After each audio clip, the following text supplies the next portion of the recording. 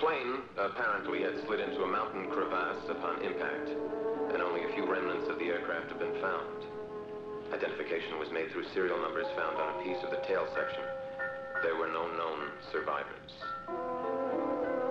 Schuyler Whitney, International Society figure, has been released from the hospital after spending several weeks in a coma. Mr. Whitney was found in a mountain lodge near the village of Sunderman after the plane crash that took the life of his friend and co-pilot, Jefferson Brown. Laura even knows. She knows who I am, and she knows what I've done. Everyone swore that no one would ever know my name. What the hell am I going to do? That guy. What's his name? I've got to hit someplace. Wherefore art thou, Romeo?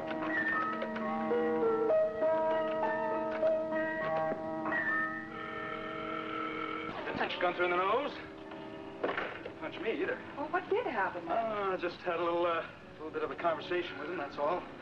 I think I made it clear enough that he was not to go near Jody ever again. Well, what about Schuyler Whitney? Was he there? Yes, he was, I'm glad to say. Oh, I just knew there was something awful about that man. I don't want either one of you around Gunther anymore. Do you hear me? I'm not going to go near him. Look, how about we just forget about this, okay? I'm sorry it caused so much trouble, and I'm sorry I told Miles at all. I didn't know he was going to go out and do that. All right, well, let's all just try and forget. No, not quite. I think the police should have this information about Gunther. Oh, honey, please, you don't... Wait a minute, you two. Just let me handle this, will you? I'm going to file a complaint in the morning.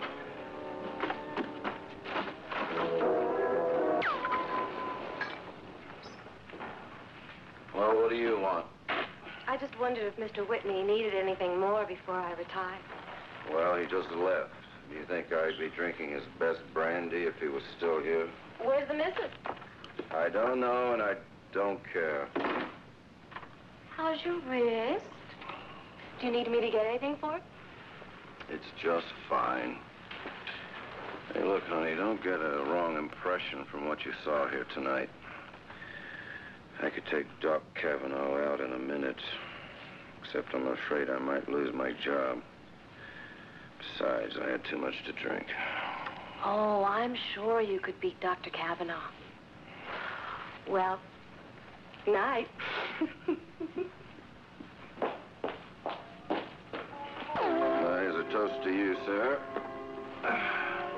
In your Napoleon brandy. To Napoleon Whitney, in your brandy. That's a good one. Romeo, huh? Well, your parents couldn't have had that bizarre a sense of humor. That couldn't be your real name. Nope, it's a nickname. But I still had to earn it. The person who recommended you said that you had earned your nickname by being a real lady killer, is that right? Mm-hmm. Who was it that recommended me? This guy I met. Someone had used your services some years before. He was a rather large individual with large appetites. He had a pleasingly plump, pleasingly wealthy wife who he no longer was interested in. I don't know the details, but perhaps you remember the Riviera? Hotel Duchamp? Boating accident, I believe. Yeah, I read about it someplace. What's your point? I'm in need of those same special services. You know the price? I've heard. Well, it's higher than it used to be. Inflation really gets to you. Everybody's a fake about it these days. I'll pay it. You do the job exactly according to my specifications. Which are? You'll wait till I'm out of town. You'll make it appear like an attempted burglary. I think we call that breaking and entering. Any servants? They'll be gone. My wife apparently will discover you and go to raise an alarm, but she won't make it. You're really crazy about her, aren't you? No, I want one thing absolutely clear. I want the job done quickly. She must not feel any pain. She must not have any fear. I will not have her suffer. I want that understood. And I want it understood clearly. Okay. There's no need for such vehemence. I'm a professional.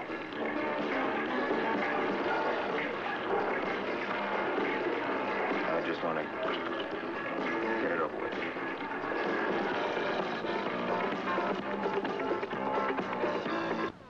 Have you had lunch? No, I haven't. Oh, well, have lunch with me then, okay? We can leave as soon as I get a telephone call I've been waiting for. I'd like that. Okay. In the meantime, how can I help you? Well, I went to the hospital this morning to start making funeral arrangements. Oh, no, Valerie, you didn't. You shouldn't have. Why didn't you call me? I could have been of some help. I know, Mrs. Carr, but I can't lean on everybody forever. I mean, there's some things that only I can do. There are other things, however, that I feel I need to share. Like what? When I went to the hospital, they gave me a suitcase that had all Daddy's personal belongings in it. And as I started going through the case, I found, or actually, Carlo found, hidden in the lining, this letter. Hidden? Yes. And it was addressed to me from Daddy. Well, that's curious. Why would it... Valerie, are you sure you want me to read this? Yes, I am, Mrs. Carr. But let me read it to you. It's not very legible.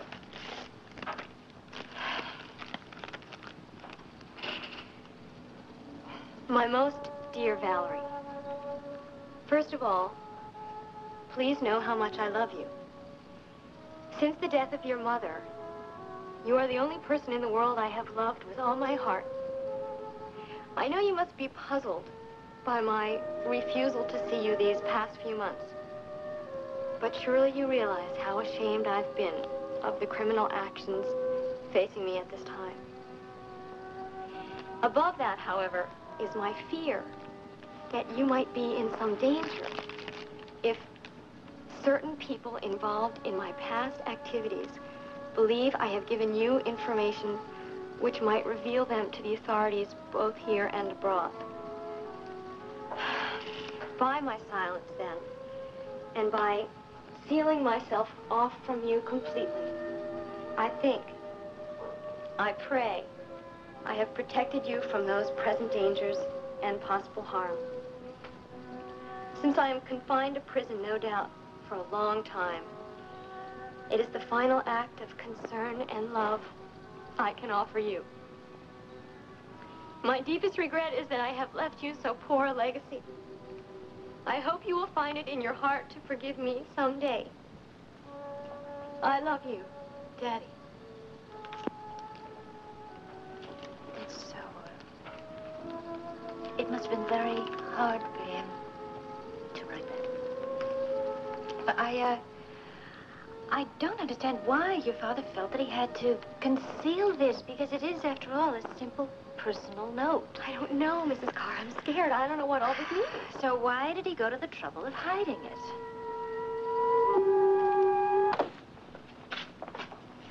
I've been thinking a little bit about our business proposition. I've checked the terrain, cased your house. I guess I'm ready to execute the job. Here's the arrangement. It's non-negotiable. I want half the money in advance. The rest to come immediately after. Strictly cash. You understand? You sure that you can handle this job? I've been doing this for a long time, Mr. Whitman. Harrison. I'm a professional man, just like a doctor, a professor, a lawyer, or even a producer.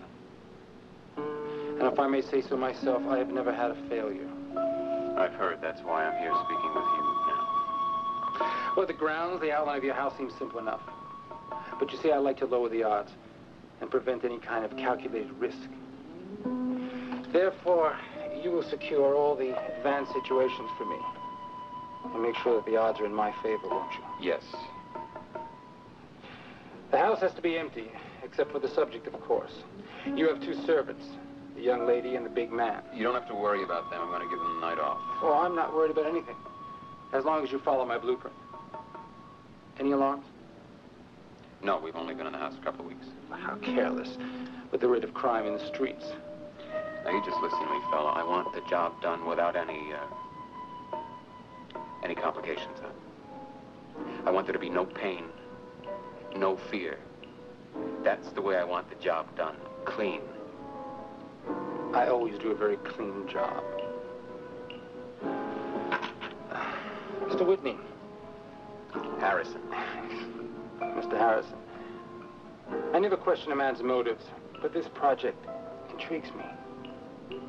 Since you just married your wife, why do you want me to remove her? You just said you never questioned motives. Yes, you're right. I'm sorry. Just tell me when. I'm arranging a business trip. It'll be, sometime next week.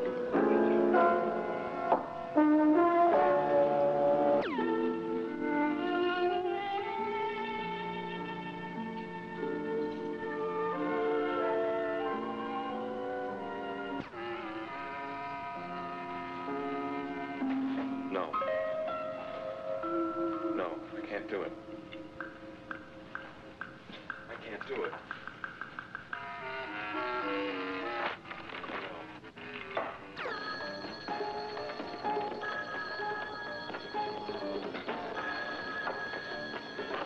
Yeah. I'd like to speak with Romeo Slade, please. I can't hear you. Who? Romeo Slade. Listen, leave a message. This is Mr. Harrison. He's got my number. It's urgent. Hi. Don't be alarmed by the number of boxes, except for several select items. They were all on sale.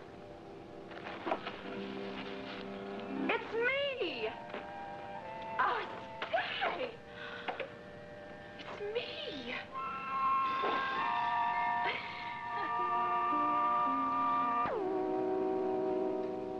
Oh, it's beautiful, Mrs. Whitney. Just beautiful. Yes, it is. I am so surprised. I never expected my picture to be above the Whitney fireplace. Oh, really? Well, you are the lady of the manor house now. Yes, but I still remember Gordon Whitney's picture up there. Senator Gordon Whitney. So severe and austere and spooky. I remember I used to walk around this house and I could feel his eyes following my body all over, and I always wondered what he was thinking, but I'm sure he approved. Now, how did you manage to do this without my knowing about it? Well, I imagine it probably would have been better if you had sat for the picture, but I didn't think that you could sit still long enough. I could have for that. Well, perhaps, but I wanted to keep it a complete surprise. So what I did was I took some of the photographs that Carlo Crown had taken and brought them to a portrait painter, and voila, there we have it. And all this behind my back. You clever man. Yes. Well, I wanted to give you something as original and beautiful as what you gave to me, but I'm afraid that there wouldn't be anything that could top this. Oh, that's the most beautiful watch I've ever seen. Oh, excuse me. Oh, that's quite all right, Chrissy. You're certainly free to admire it. Well, open it for her. It plays a tune. Imagine that. I just never did that, Paul. Oh, is it really that late? You've missed dinner, Mrs. Whitney. Can I get you something? No, I picked up something at Bennett's. I just want to go upstairs and take a bath and relax. I'm exhausted. It really does look like me. To the life. To the life.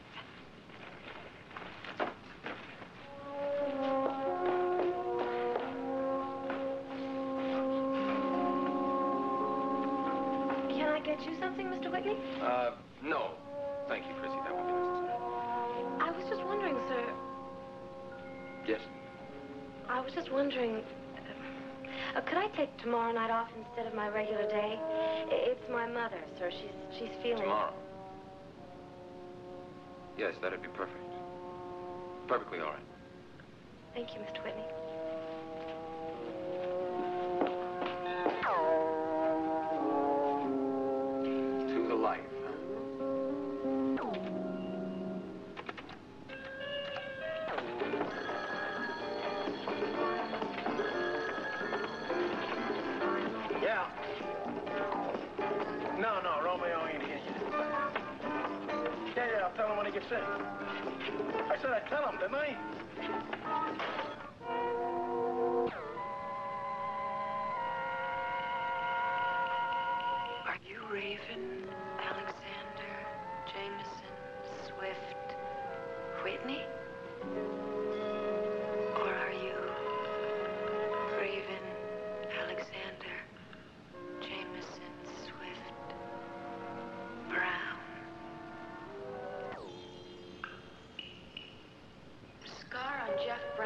just similar disguise. It's exactly the same.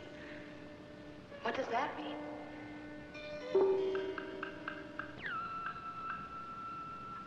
Can it possibly mean that the man I married is Jeff Brown? How could that be?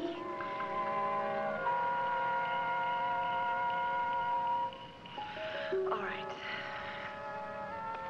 The real Schuyler Whitney and Jefferson Brown were friends in Switzerland. Now, that's what the clipping said. Jefferson Brown, Schuyler Whitney's friend and co-pilot. So they were in the plane together when it crashed in the Alps.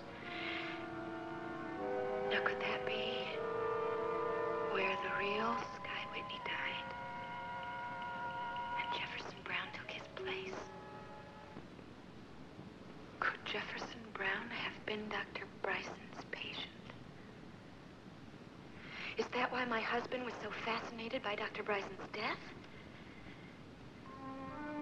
Oh, what if Jeff Brown came back to this country, took over Sky Whitney's identity and his fortune, and that means that Geraldine isn't his aunt at all? He's not even a Whitney.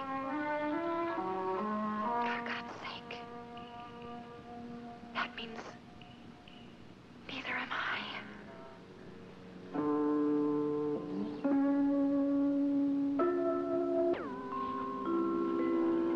Why the hell can't I just get drunk?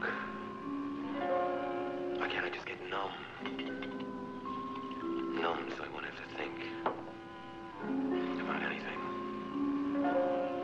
So I won't have to think about Raven. And how damn beautiful she is. If I didn't feel anything for her, oh, how easy it'd be.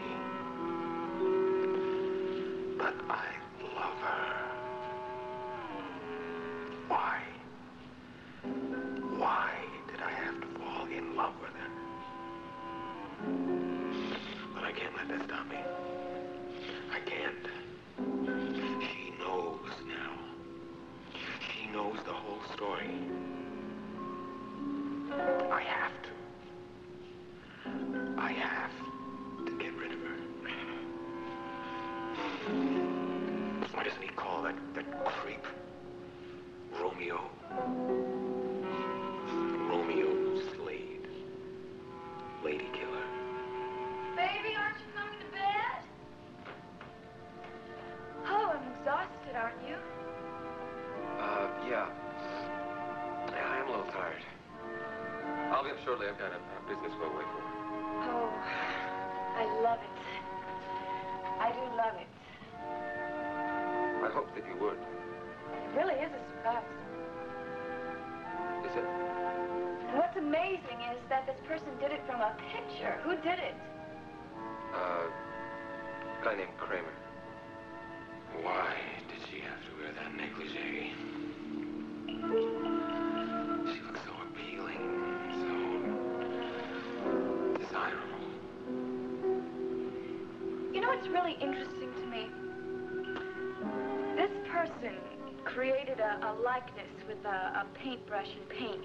And I've been thinking about that Dr. Bryson. He created likeness from his scalpel. I mean, it's like one used their talent to make people look beautiful, and the other turned people into someone that they weren't.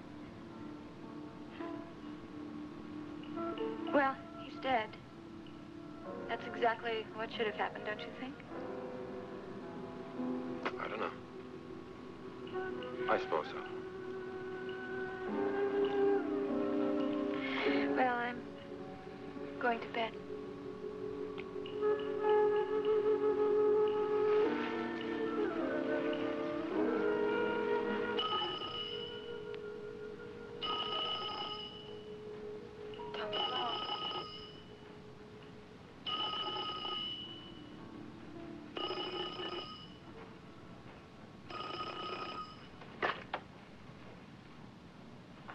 Yes.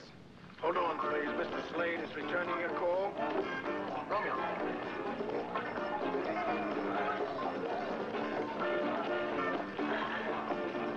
Yeah.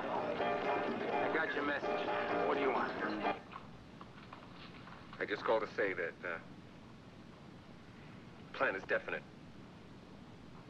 for tomorrow. That's good. The sooner the better. If you know what I mean.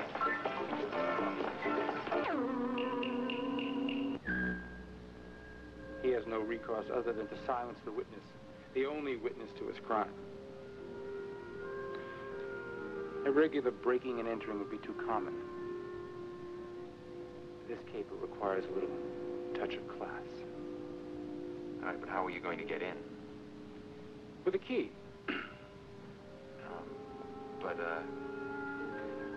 I have a trick.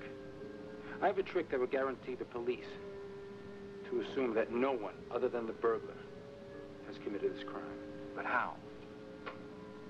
I will arrange for an unfortunate purse snatching. What is it, Mr. Harrison, that every woman carries in her purse? Aside from the usual junk and makeup. House keys. Yeah, all right, I get it. I just want you to be careful. All right, that's the thing I worry about most. Let me assure you that the police will figure any man married only 2 weeks will not only be grief-stricken, but entirely above suspicion. It's perfectly logical. Everyone in Monticello knows you're a very happily married man. Now, does that make you feel any better? Yeah. Just terrific. I'm not going to be in contact with you again until it's over.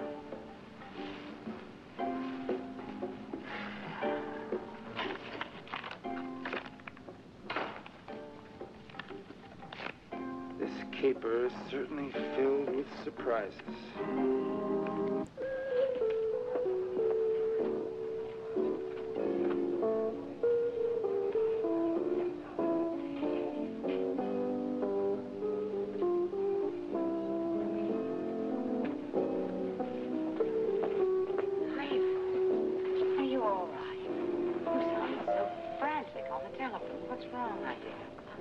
Why don't we get something to drink and then we'll talk? What would you like? Oh, driving on the rocks is fine for me, thank you. I'd like a martini, a double. Is that straight up? Yes. Double vodka martini. You really feel the need to be so strongly fortified at this time of day, Raven? I want one. And you just want one. I see. All right, now come along. Tell me what's wrong. I hope you're not going to say that you and Schuyler have had a quarrel already. No. We haven't been fighting. I'm relieved to hear that, I must say. Everything has been just perfect until now. What do you mean by that?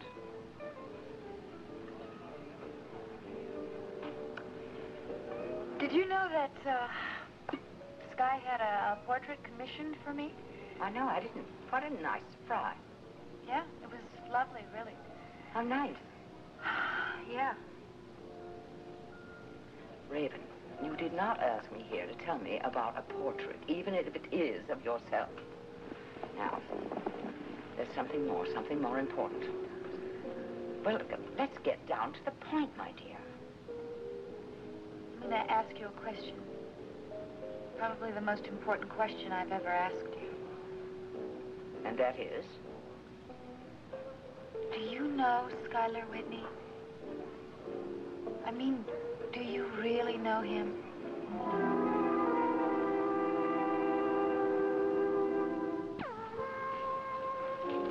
Well, Mrs. Whitney, how nice to see you back from your honeymoon, I see. Yeah. Well, that must have been some wedding. I read all about it in the papers. It was the social event of the season. It was wonderful. How'd you like your trousseau? Oh, I loved it. Everything was just perfect. Did you notice this new gown? It's from Paris. A new Pierre Levant, original, of course. And several $1,000s, of course. Not really. $3,000 actually. A steal at that price. Like the perfect gown for you, Mrs. Whitney. Well, I don't know. I'm not really in the mood to try anything on today. All right, my dear, but if you change your mind, you call. Okay, thank you.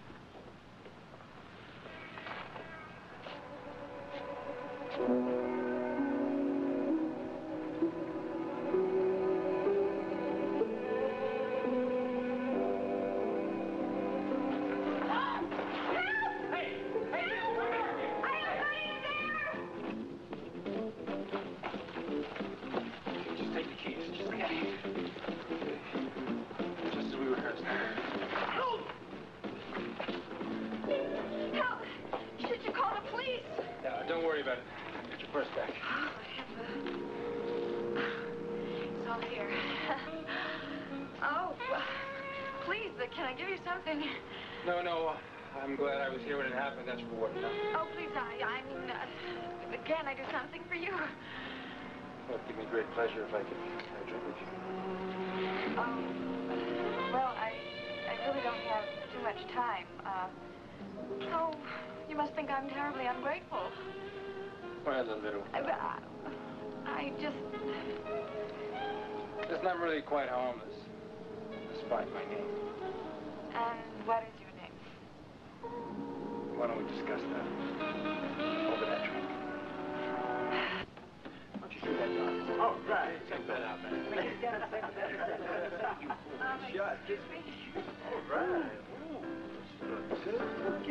good.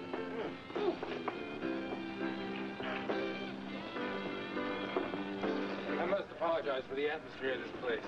It's hardly what you're used to, but it was close, and I know you don't have much time.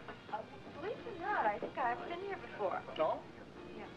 Anyway, I can't thank you enough for what you did for me. I don't know what I would have done. I usually don't carry so much cash around, but my husband gave it to me so I could go shopping. Well, I'd count it if I were you. Oh, no, it's all there. It was folded just like when he gave it to me. Bartender, what would you like? A vodka martini. 2 vodka martinis. Well, your husband must be very generous if he gives you such a sum to go shopping with. Yes, he is very generous. How long you married? Well, actually, we're newlyweds. Newlyweds. Wait a minute. Are you Mrs. Schuyler Whitney? Yes. I knew you looked familiar. I saw your wedding pictures in the newspapers. Ah, it was quite a social event. It certainly was. Well, let me take this opportunity to wish you the very best. Thank you. Mr. Whitney is very prominent, and he's, if I may say so myself, a very prosperous man here in Monticello. Yes, and he's quite distinguished. He does a great deal for the community. I appreciate that. Yes, he's a very special man, and he's also very good to me. Imagine that, Mrs. Schuyler Whitney. Now I'm even happier that I was able to help you today. Well, you know, I feel like I'm at a little disadvantage. I mean, you know my name, but I don't know yours, and you promised you'd tell me. Well, they call me Romeo. Romeo. Oh, well, do you live up to your name? Well, I can't imagine where I got that reputation. It's totally unwarranted, really. But my associates insist that I'm a lady killer. To killing ladies? Yes. Well, Romeo, I really must be going. I have some shopping to do, and thanks to you, I'm able to do it. Well, I'm glad I was able to help. Please, let me give you a little something. No.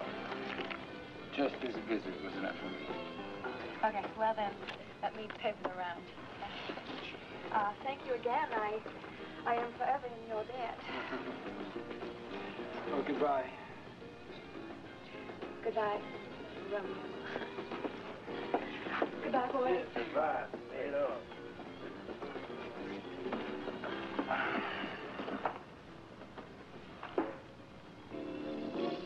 Just who the hell are you, buddy? Just who the hell's asking? Never mind what my name is. What are you doing in the company of that lady? I don't have to give you a reason. Is that reason enough? Look, I don't know who you are, but I don't see any harm in having a drink with a lady. And how come she paid for the drink? Well, maybe I did her a favor. Well, I want to give you some advice. And you listen good. Don't do any more favors for that lady. You hear?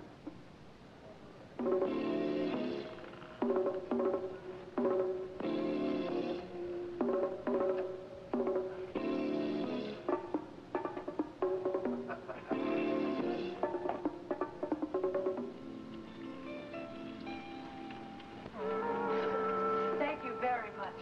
I love the dress. Good, I'm glad. Bye-bye.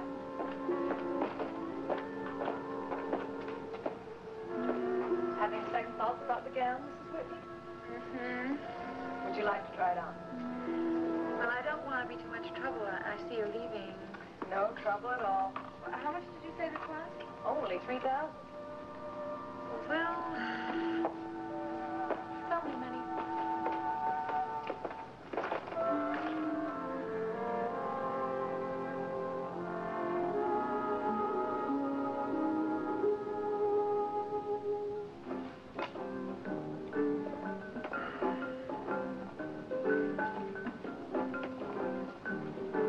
Hi, how's it going? Hey, beautiful. Everything work out okay? Splendidly.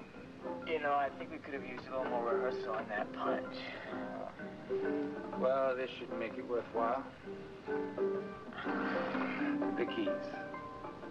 Oh, yeah.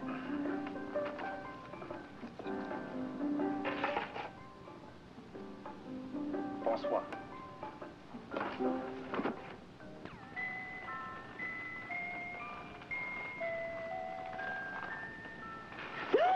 Oh, you scared me. Why did you do that? Well, I love to scare you, that's why. Hey, what are you doing with that watch? I'm not doing anything with it. I'm just admiring it, that's all. But I can't get it closed. Well, give it to me. I'll shut it. It's a beauty, isn't it? You know, I've always wanted a watch just like this. Look, it even has my initials. That says SGW. Your initials are GSW. Ah, so the first two letters are transposed. Yeah, you could fix that easy. They have so many beautiful things, don't they? Sure, who wouldn't? If you had his kind of money. He's filthy with it.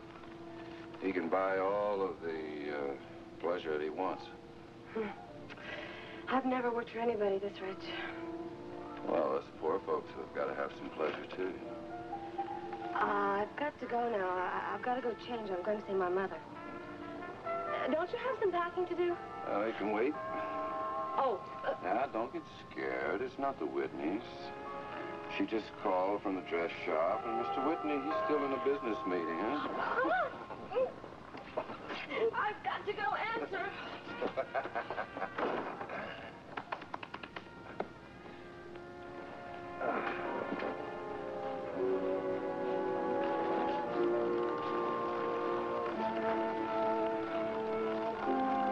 I sure like to know what's in there.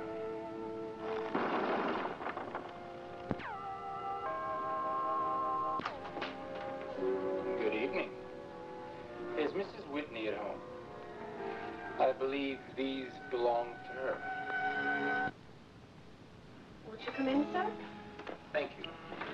I'm sorry. Mrs. Whitney isn't at home now. But I'm sure she'll be happy to have her keys back. Well, I think she lost them this afternoon. And right now, I'm not even aware that she knows they're missing. What the hell are you doing here? What do you want? You can relax if that's at all possible. I'm just here doing Mrs. Whitney another favor. Just give her these. She'll understand. Well, the point is, I don't understand. Now, how did you get those? Well, they must have fallen out of her purse when she was checking the contents after it was stolen this afternoon. Yeah? You're the one that snatched it. On the contrary, I'm the one who retrieved it. Oh, really? Well, isn't that exciting? I haven't seen a hero all day. Well, then the pleasure should be yours. Oh, so what do you want, a reward now? No, no. My honesty in seeing you again today is reward enough. Good evening. Kelly, I didn't tell you about the letter from my father, did I? No, what letter? I found the letter to me among his personal effects. You can't imagine what it meant to me to finally hear from him. That must have been a very difficult moment for you. Yeah, it was, as a matter of fact. I got so upset that I had to share it with someone, and I went running over to Mrs. Carr's office. I mean, just barged right in there. Well, what's in the letter? Do you mind my asking? No. It's gentle and it's tender. His concern and protectiveness for me are obvious. I guess that's why it was so important that I show it to your aunt. I really wanted her to see that side of him. I'd like you to read it, too. Listen, Val, when we first met, I know I was pretty rough on your father. I had no right to... No, Kelly. In certain things, you were justified. I just want you to read it anyway. Well, thank you. I'll be glad to. There is something strange about the letter, though, that I don't quite understand, and that sort of scares me. Scares you? Daddy took great pains to hide it. I found it in the lining of the suitcase. As though, I don't know, he were afraid that the authorities wouldn't deliver it to me. Val, did you see the date on this? It's 12/28/79. That's odd. I never even noticed that. But it's even more peculiar because Daddy always used the European custom of putting the day of the month first. He would have written 28/12/79. Yeah, but he didn't. He wrote 12/28/79. Yeah, but Kelly, this doesn't make any sense. Daddy didn't write this in December of 1979. I don't know. I don't understand it. Neither do I. Here we go again. I'm glad when this day's over. Yeah. Nicole, I was just thinking you may want to consider opening the news tonight with the latest developments on the Bryson case. What do you think? Well, I was just looking at this, Geraldine, but it seems to me it's all speculation at this point. It's very intriguing, of course, but it's not what you would call hard news. Perhaps you're right. I was just thinking of the intense interest in the Bryson case, not just here in Monticello, but nationally as well, and internationally.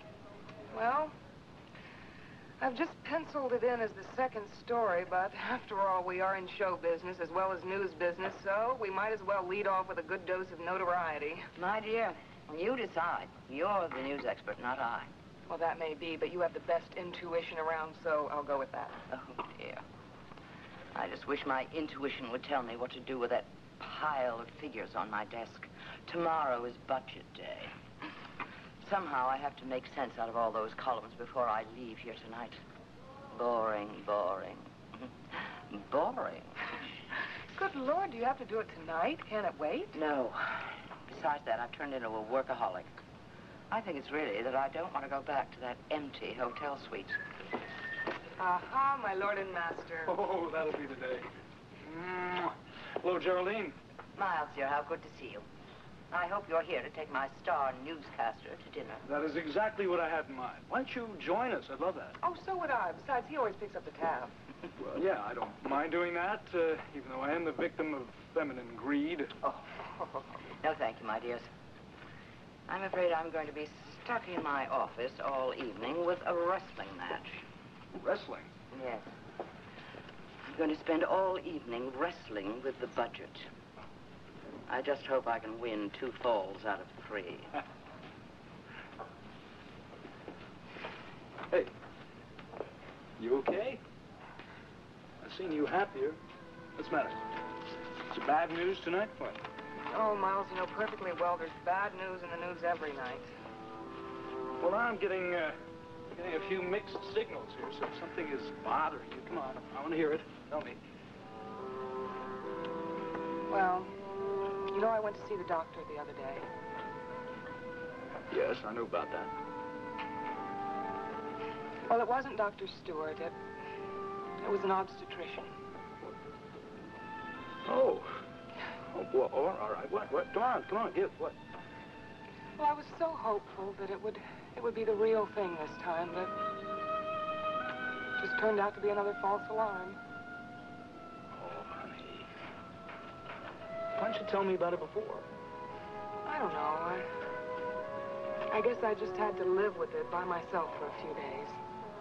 Oh, now, come on now. Don't be despondent about it. It's all right. I tell you what, we'll go out to dinner now, and we'll just talk about other things. We'll be good and happy. We'll just forget all about it. Come on. Oh, Miles, I was so disappointed. Well, maybe it's just not the right time, that's all. Don't be disappointed. It's you I don't want to disappoint. You could never do that, Nicole. Not in 1,000 years. Now, listen, I have what I believe to be an absolutely first-rate idea. Want to hear it? Huh? Sure.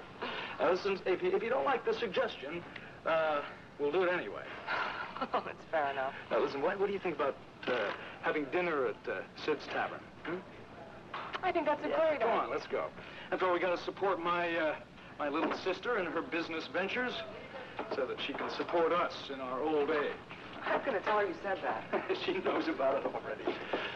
Actually, she says that the tavern's thriving. I think it's wonderful that they've had such success with it so early. I tell you what, if she's there, we'll make it a family party. All right? I can buy some sparklers. I won't need them with you on my arm. Sure. Now, listen to me. My good woman. I want to be absolutely clear about something. It'd be wonderful for us to have another child, yes. But it's not the most important thing in the world to me. You want to know what is? Yes, please tell me. It's you. It's you and your happiness. And nothing else in this world means a damn to me. Excuse me, Nicole? The director wants to know if you're going to start the newscast with a kiss. Oh, for you, Joe. Let's get out of here.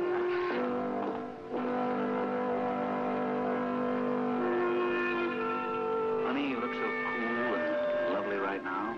I never would have guessed you had such a hectic day. Oh, yes, it was that. But it was fun and productive, too, just the way I like it. I know. You thrive in that. By the way, was there anything new in the wire service about the Bryson case? I've had nothing from Draper for a while, although he did try to reach me today with a message. Well, no, not really anything. That all seems to be in something of a holding pattern right now. You know, for Valerie's sake, I hope that whole situation is going to be forgotten soon. Anything to report from our distinguished district attorney? Actually, yes. A little addition about Damien Tyler. Really? What's that? I called Derek Mallory just before I left the office today. And there's an interesting story behind the fact that Tyler dropped his last name. Oh, Wilcox. Right. Well, I have something to tell you. I used the computer at the office to see what I could find out about his father, Fowler Wilcox. Why didn't I think of that? Of course there'd be something in your morgue. What'd you come up with? Well, bits and pieces. Some interesting. Come on, no fair holding back. Okay, all right. First of all, his suicide was most important factor. And he did have a job, an important job with the State Department. Geraldine remembered that. Well, yes, and he had other jobs, mostly in an advisory capacity. Anything else? Well, there was the slightest hint of a connection to the CIA, although the references weren't really exact. The CIA? Sounds like cloak and dagger stuff, doesn't it? Yeah, right out of the movies. And finally, Damien Tyler was an only child. Apparently his father had committed suicide a couple of years after his wife died. I mean, his unhappiness over her death made him do it. At least that seems to be according to the news reports. Well, Derek has a different slant on that. Tyler told him he blamed certain people for his father's death. Now, what that means exactly, I don't know. But Tyler hinted that outside forces were responsible. And he vowed that he'd never give up trying to find